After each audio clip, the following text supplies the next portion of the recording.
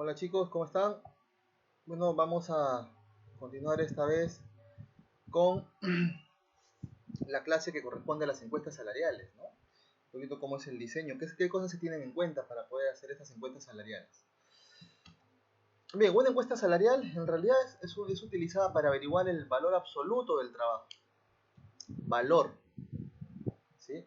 Tiene por objeto obtener información sobre los niveles de remuneración que se pagan para los diferentes trabajos en empresas, industrias o regiones, ¿sí?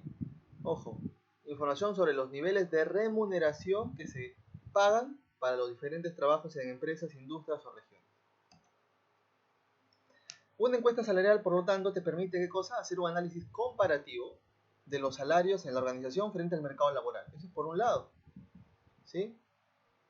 Porque te permite saber en una encuesta interna y en una encuesta externa también, poder hacer esa comparación. Si el tipo de puestos que tú manejas en tu empresa, recordemos uno de los principios, el de equidad interna y el de equidad externa sobre todo, te dice pues si finalmente tus salarios están equiparados con los salarios de la competencia en función a puestos similares. Y por otro lado también te permite fijar criterios más reales para establecer una estructura de salarios o facilitar la formulación de una política en este campo. ¿Está bien? Estructura de salarios. ¿Por qué? Porque en algún momento te puedes dar cuenta que por las funciones que viene desarrollando el colaborador, eh, el nivel de salarios debería incrementarse, o en algún caso debería acortarse, puede ser, o equiparar algún salario respecto al tema de la competencia, o hacerlo internamente inclusive. ¿Cuáles son los elementos de la encuesta salarial? Bueno, aquí se analizan distintos aspectos, entre ellos está el sector en el que se encuentra la empresa, el tipo de oficio, ¿sí? El tipo de funciones que va a desarrollar, ¿no? Tipo de labores, la descripción, también en función a los puestos, el tamaño de la empresa, va a estar en función a los salarios pagados, a los beneficios extralegales y a la jerarquía de oficios. Cuando hablamos del sector, obviamente eh, hay encuestas para el sector agropecuario, industrial, servicios, transporte, comercial, educativo, financiero, el sector construcción, minas y energía, ¿no? Un sector solidario que tiene que ver con algunas empresas que se manejan a nivel de ONGs, por ejemplo, y comunicaciones también, ¿no?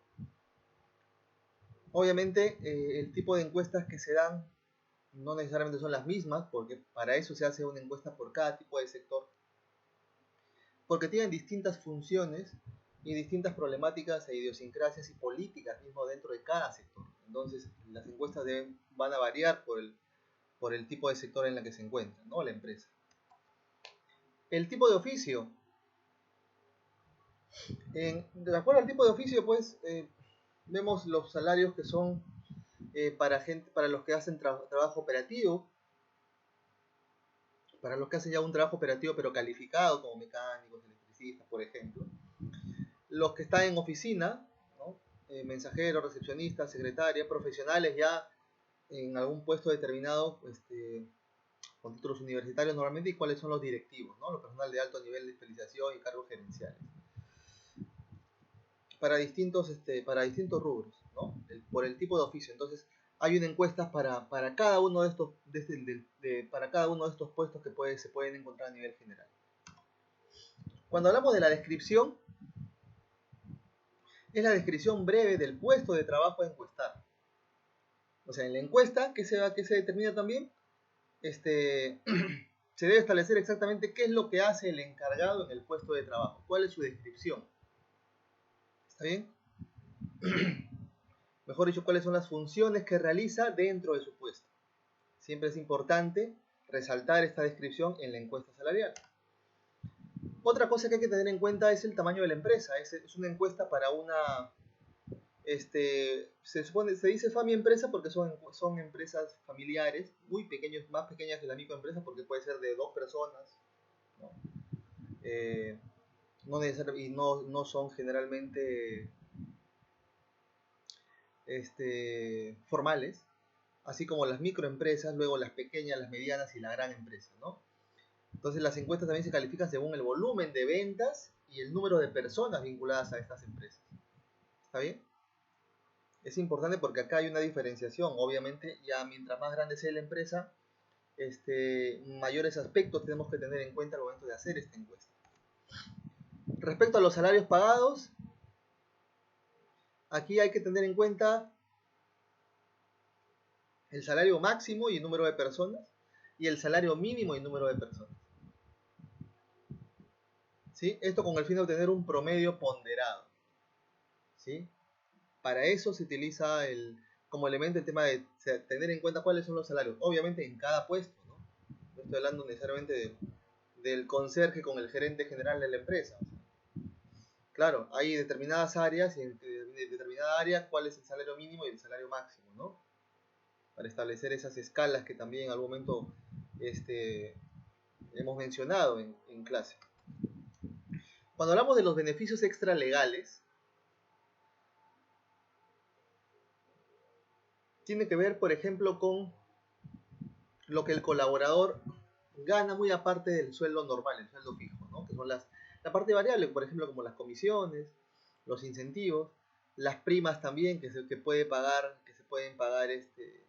por temas de seguros de repente para los colaboradores, las participaciones también que se pueden dar en caso de que seas ya un directivo o seas socio, etcétera, y los auxilios también, ¿no? Que son especie de subsidios que se dan para algunos colaboradores en un determinado puesto de trabajo por una eventualidad específica que está normado dentro de las políticas salariales de la empresa. ¿Está bien? Entonces, este aspecto de beneficios extralegales también es importante tener en cuenta en la encuesta salarial. Y cuando hablamos de jerarquía de oficios, se hace con el fin de encontrar las líneas de tendencia. ¿Está bien?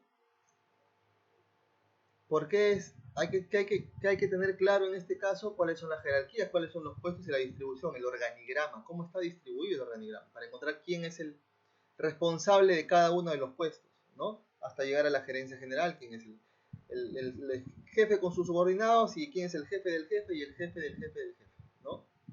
Para ver esas jerarquías. Es importante tener alineados eso porque en base a eso también se va a sacar la información también de cuáles son las categorías y las bandas salariales por cada tipo de puesto también y dentro del organigrama. ¿Está bien? Estos son los aspectos a tener en cuenta en una encuesta y nos vemos en la clase, chicos.